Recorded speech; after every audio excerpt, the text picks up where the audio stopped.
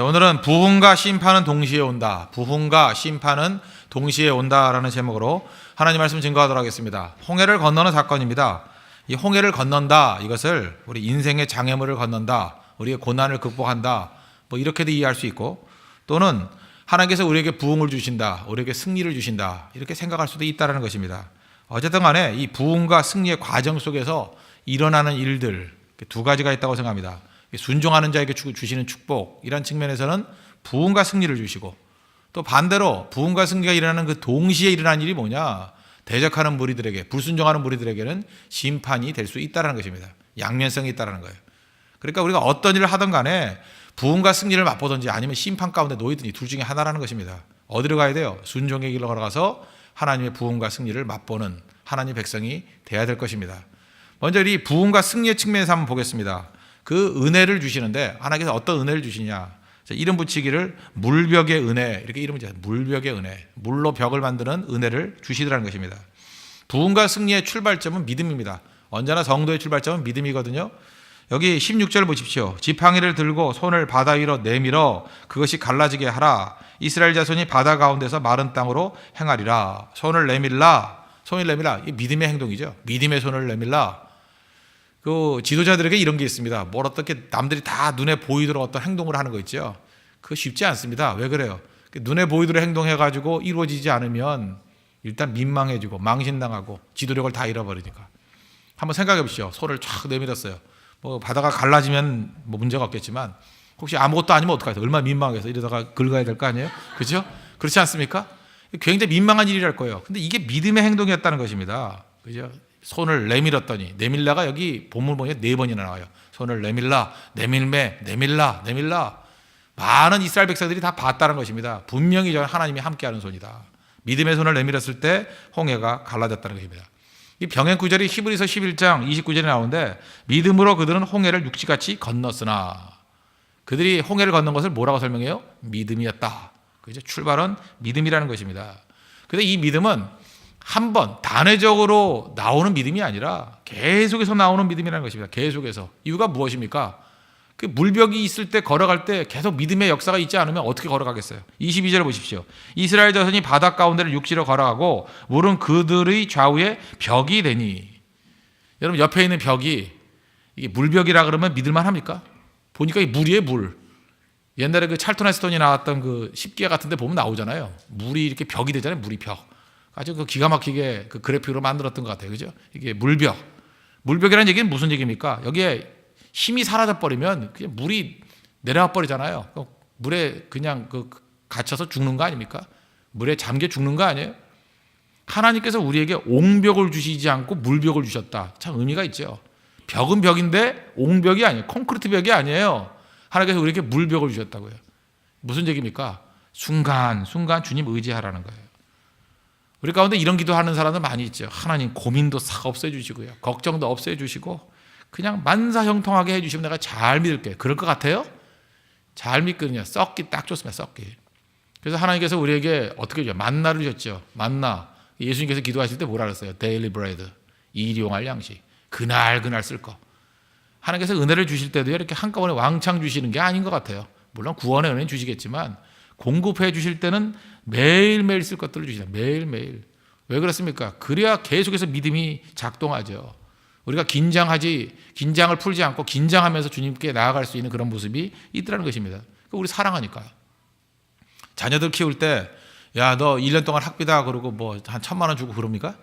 그러는 부모가 어디 있어요, 세상에. 초등학생들은 나 100만 원이고 용돈이다 그러는 부모 봤어요? 그죠? 항상 뭐 5천 원 주고, 그죠? 어떤 데 10,000원 주고. 그래서 그걸 잘 쓰는지를 바라보고 조절해 가면서 필요하면 좀 더 주기도 하고 아니면 덜 주기도 하고. 왜 그래요? 사랑하니까. 하나님께서도 우리에게 그렇게 이끌어 가신다는 것입니다. 그래서 믿음이란 건 뭐냐? 하나님께서 날마다 나에게 공급해 주시는 것을 믿고 의지하는 게 진짜 믿음이라는 것입니다. 그래서 여러분 삶 가운데 지금도 잘 곰곰이 보면 오늘 살 수 있는 힘 주시죠? 그럼 된 거예요. 뭐 오늘 살면 되는 거지 뭐. 하나님께서 일용할 양식 달라 그랬잖아요. 오늘 아침부터 저녁까지 할 수 있는 능력 받으면 되는 거예요. 그 이유는 그냥 기도의 영역이에요. 주님이 우리 버리지 않습니다. 그래서 물벽의 은혜를 주신 거 그거 감사히 여기라고요. 절대 옹벽이 아니에요. 물벽이에요. 물벽이지만 등불과 같이 인도하신다니까요. 한 걸음 한 걸음 걸어가면 그래서 1m 걸으면 또 2m 더 보여주시고 1m 또 걸으면 또 1m 보여주시고 등불같이 인도하신다니까요. 서치라이트 같이 저기 100m 앞, 200m 앞 보여주는 게 아니라는 것입니다. 킴 윅스라고 그 빌리그리암 목사님 따라다니면서 찬양했던 가수 얘기를 했죠. 그 양반이 시각장애인인데 그런 얘기를 하더라고요. 내가 어떤 길을 걸어갈 때 나의 길을 인도해 주시는 분이 100m 앞에 뭐가 있다, 200m 앞에 뭐가 있다 그렇게 말해주지 않는다고. 내 눈앞에 뭐가 있는지, 앞에 벽이 있습니다, 앞에 계단이 있습니다, 앞에 장애물이 있습니다. 그리고 어떻게 하라고 지시해 준다고. 그 바로 앞에 일들에 대해서 순종하고 따라 나갈 때 내가 원하는 목적까지 도착할 수 있게 되더라. 하나님도 나를 그렇게 인도해 주신다 그렇게 고백하지 않습니까? 하나님 우리 인도할 때 그렇게 인도한다는 거예요. 저 멀리가 아니라 순간순간 그날 순종할 수 있는 힘을 주시고 그날 살아갈 수 있는 힘을 주신다는 것입니다. 그게 바로 하나님의 은혜라는 거예요. 저는 우리 홍대서에게도 하나님께서 이 물벽의 은혜를 주시길 원합니다. 옹벽 그거 필요 없어요. 그죠? 물벽이면 됩니다. 하나님 붙들어 주시면 물벽도 더 강한 거잖아요. 매일매일 주시는 은혜, 그것이 우리를 살릴 수 있는 힘이 될 수 있다는 것입니다. 그리고 이 홍해의 기적은요, 이게 다양한 기적입니다. 이것만 기적이 아니에요. 19절을 보세요. 이스라엘 진 앞에 가던 하나님의 사자가 천사죠. 천사가 앞으로 인도했다는 거예요. 보이진 않았지만. 근데 그 사자가 그들의 뒤로 옮겨가매 천사가 앞으로 인도하던 천사가 이제는 뭐예요? 뒤로 가는 이유가 뭡니까? 보호하는 천사가 되어버렸다는 거예요. 그래서 하나님의 인도하심과 보호하심은 동의어입니다. 하나님이 앞으로 갈 때는 인도하심이고 또 우리에게 보호가 필요할 땐 뒤로 오셔서 우리를 막아주셔요. 그죠? 보호해 주는 거. 그 다음에 이 천사만 간 게 아니라 구름 기둥도 앞에서 그 뒤로 옮겨 그랬죠. 구름 기둥과 불 기둥이 했던 일이 뭐예요? 인도하심이죠. 어디로 가야 될지. 그죠? 인도만 하는 게 아니에요. 인도하다가 뒤로 와서는 필요할 땐 보호도 해주신다고요. 이 구름 기둥과 불 기둥이 신약에 와서는 뭐로 바뀝니까? 성령이에요, 성령. 성령의 사신이 뭐예요? 우리에게를 인도해 주시고 요한복음 16장에 나오잖아요. 인도해 주시고 또 하신이 뭐예요? 우리를 보호해 주시고 구름 기둥과 불 기둥과 똑같은 역할을 감당하신다는 것입니다. 그러니까 하나님 우리를 보호해 주십니다. 믿습니까? 이게 무슨 걱정할 게 있어요? 우리 보호해 주시는데. 그러니까 염려 놓고 지내도 된다는 거예요.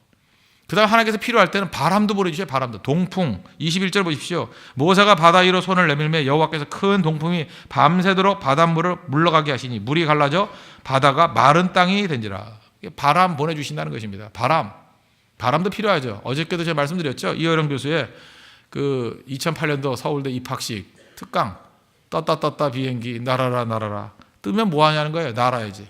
근데 이게 날라 그러면 이게 능동적인 거 아닙니까? 날 수 있는 힘이 있으면 좋은데 날 수 없을 때, 힘이 없을 때 하나님께서 우리가 바람을 보내주셔요. 역풍.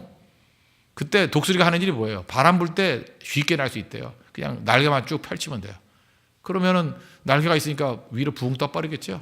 그래서 폭풍 위로 올라가 버린다는 거예요. 날개만 펴면.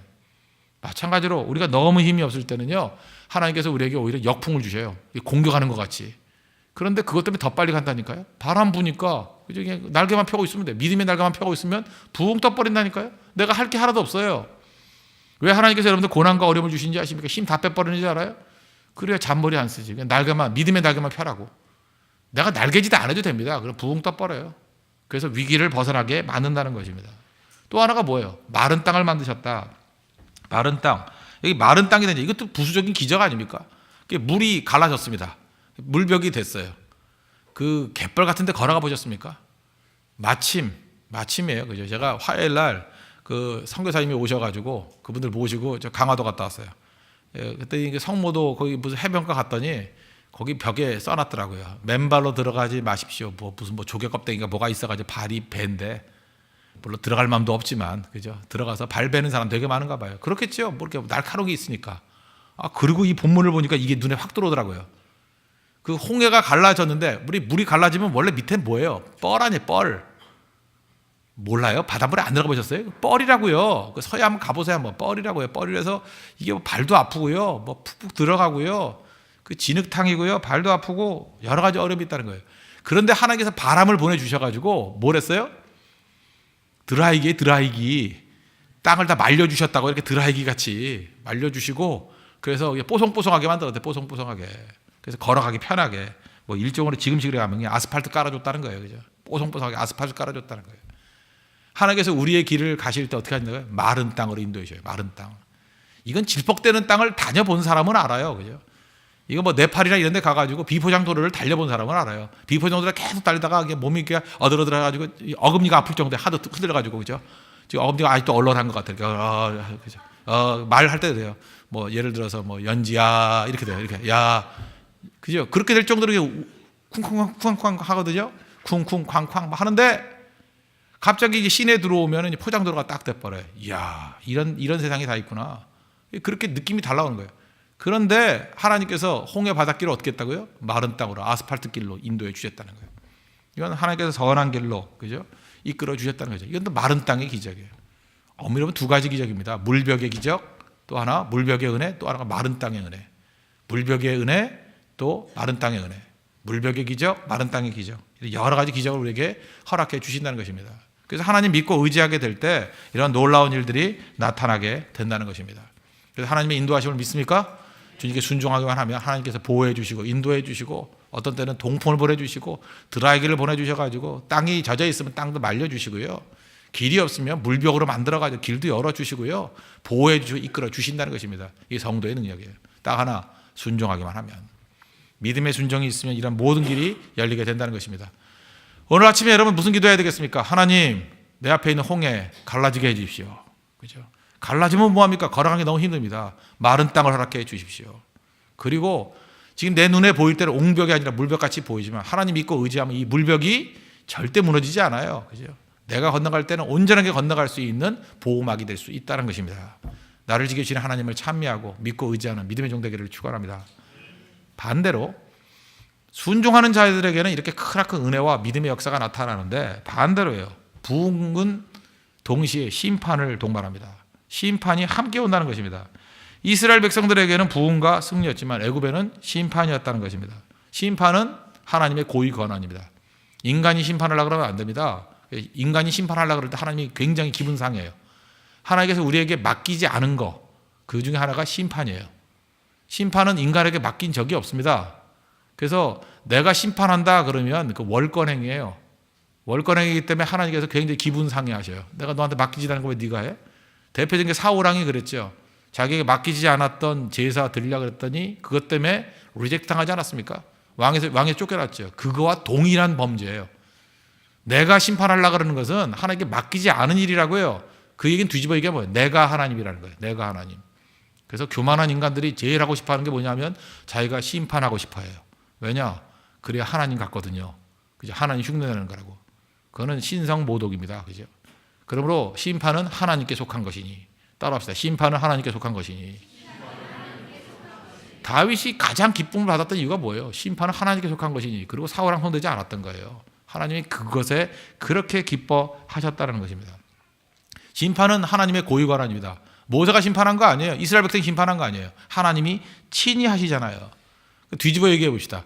이스라엘 백성들이 심판했다 그러면 얼만큼 심판하겠어요? 뭐 죽여야 뭐 몇 명 죽였겠어요? 그 군사를 갖고 뭐 쳐봐야 뭐 한 10%나 공격했을까? 근데 하나님 심판하니까 다 죽여버리잖아요. 무슨 얘기인지 아시겠습니까? 오히려 하나님 심판이 더 확실하다는 것입니다. 이스라엘 백성들에겐 축복이지만 애굽에는 심판이었습니다. 우상 숭배에 대한 심판, 범죄에 대한 심판. 특별히 그 뭐 유아 살해했잖아요, 그죠? 뭐 아이들 2살 미만짜리 애들 다 나일강에다 갖다 버리고. 하나님께서 그걸 놔둘 것 같습니까? 그것에 대한 심판이에요.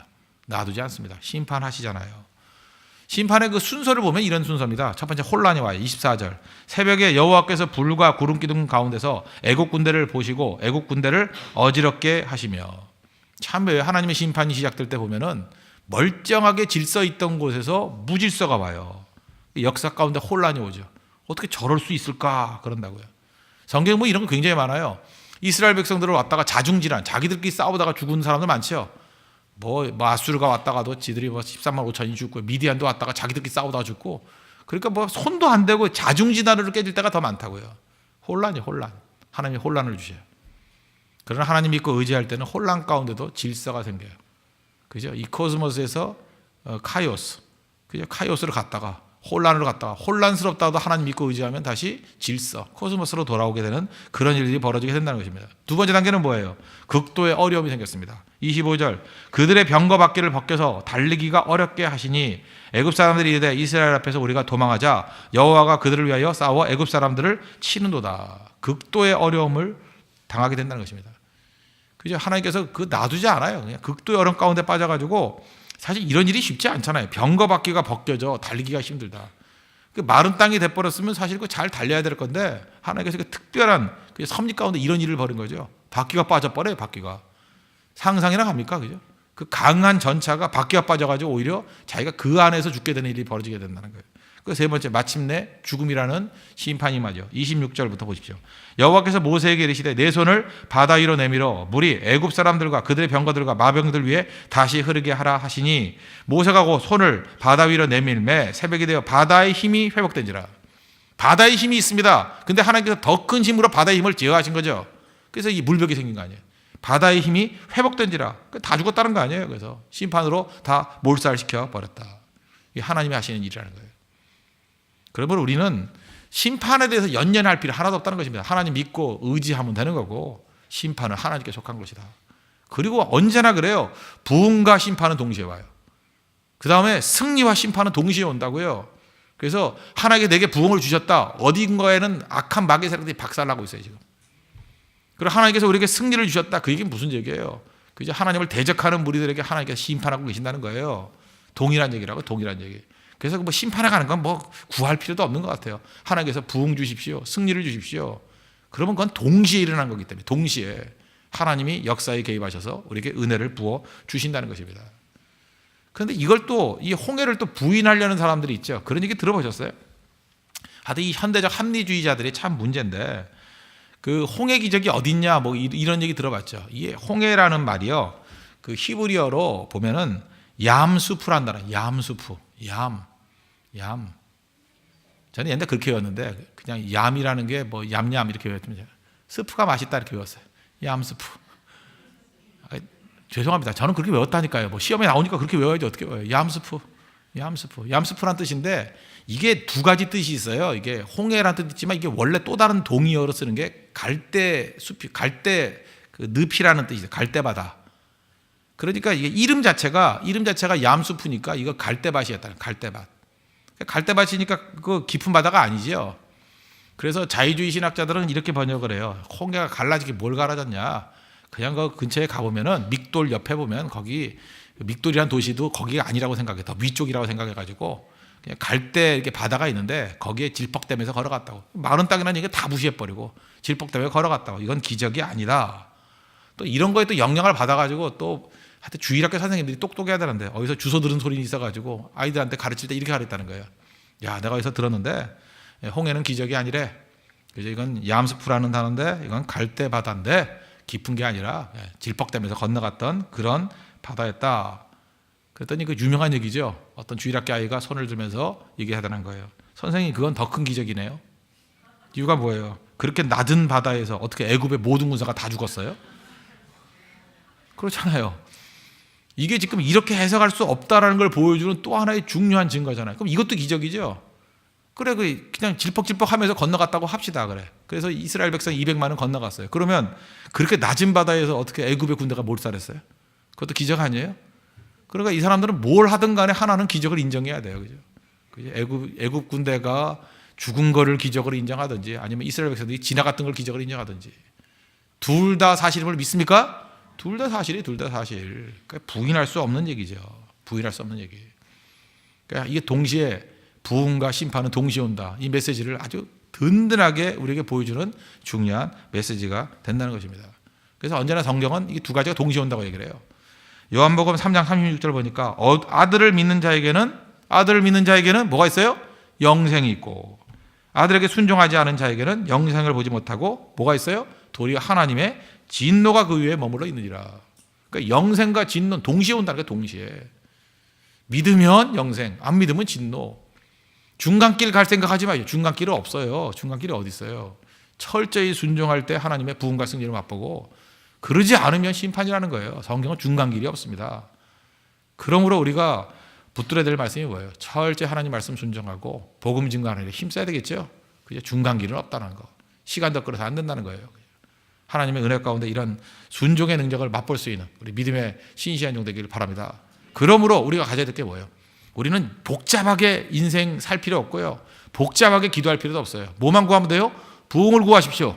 또 뭘 구해야 돼요? 하나님의 승리를 구하십시오. 그 다음에 우리의 대적들이나 이런 거에 대해서는 그죠? 가끔마다 한 번씩 하나님 저거 놔두지 마십시오 하고 이렇게 명령하는 기도 정도 할 정도 하는 거고, 신경 쓸 필요가 있어요, 없어요? 없어요. 왜? 부흥과 심판은 동시에 오기 때문에. 부흥을 달라는 얘기는 곧 심판이 임한다는 얘기가 똑같은 얘기예요. 승리를 달라는 얘기는 곧 그들에게 좌절이 온다는 얘기가 똑같은 얘기라고요. 하나님 앞에서 우리 승리만을 구하십시오. 그죠? 하나님께서 우리 교회와 성도들에게 부흥 주실 줄 믿습니까? 우리에게 승리 주실 줄 믿습니까? 그럼 됐다는 거예요. 심판은 하나님께 속한 것이니 하나님께서 알아서 부흥과 심판 동시에 주신다는 것입니다. 특별히 부흥과 승리를 맛볼 수 있는 믿음의 신앙용 되기를 축원합니다. 예, 기도하겠습니다. 이 시간 다 같이 하나님 앞에 간구하겠습니다. 우리 앞에 놓여 있는 홍해, 이것이 사실 부흥과 승리, 어떤 때는 인생의 장애물 그런 거 될 수 있습니다. 순종의 모습으로 나아갈 때 하나님께서 물벽의 은혜를 주시고 마른 땅에 기적을 주시고 보호의 구름기둥과 불기둥의 보호와 인도하심의 은혜를 주실 줄 압니다. 하나님, 순종을 통해서 승리를 맛보게 해 주십시오. 또 부흥은 심판과 함께 옵니다. 이제 혼란이 오고 극도의 어려움이 오고 마침내 죽음이라는 그런 하나님의 심판이 있습니다. 하나님, 내가 심판하려고 하는 그런 어리석은 버리고 하나님 앞에 부흥과 승리에 집중할 수 있도록 해달라는 그런 지혜를 달라고 이제 다 같이 하나님 앞에 간구하도록 하겠습니다.